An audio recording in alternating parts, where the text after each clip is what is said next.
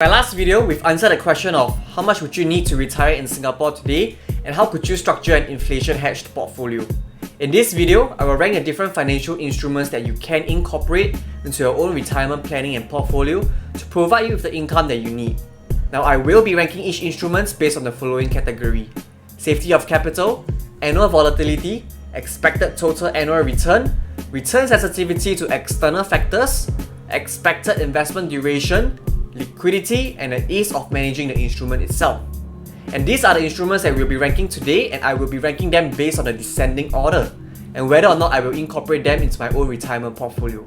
Without further ado, let's get started. Number 1 on the list is definitely REITs, in particular S-REITs index, as it allows investors to generate a decent amount of income return of around 4 to 5% a year, with 0 to 2% capital appreciation potential.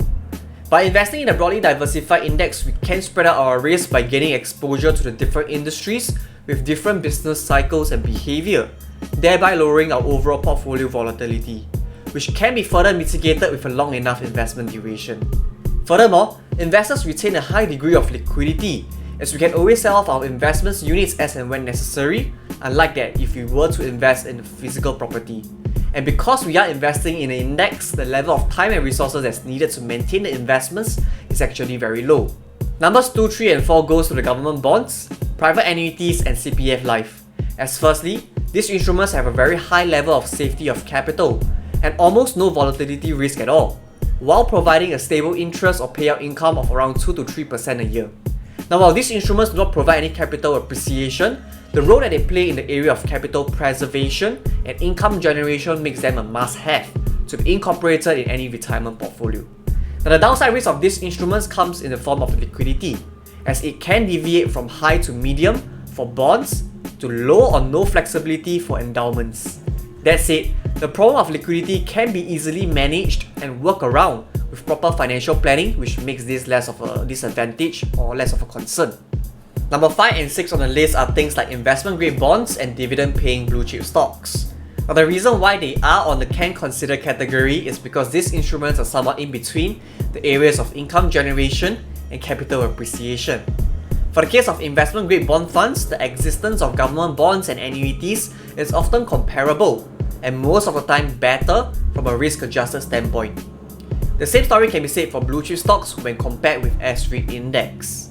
That said, there are times where investment grade bonds or blue chip stocks may make sense to be incorporated into the portfolio, but it is usually very time and underlying specific, which is why they are ranked in the middle on the list and classified as can considered asset classes.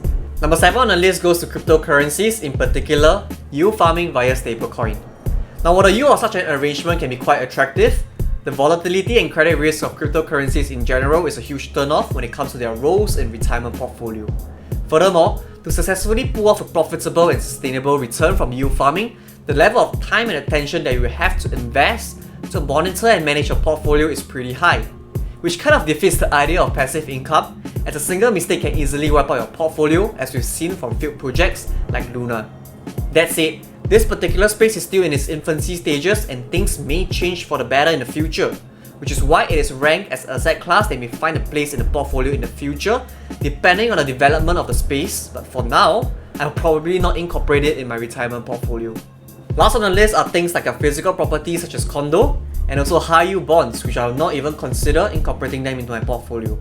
On the topic of physical properties, there are 2 key reasons, of which the first one is my long-term view of the residential market situation here in Singapore, which I've previously done a separate video on.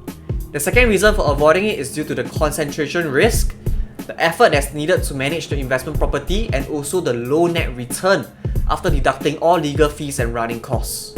On the topic of high-yield bonds, the reason why I will avoid this asset class is due to the unattractive risk-adjusted return when compared to either equities or investment-grade bonds.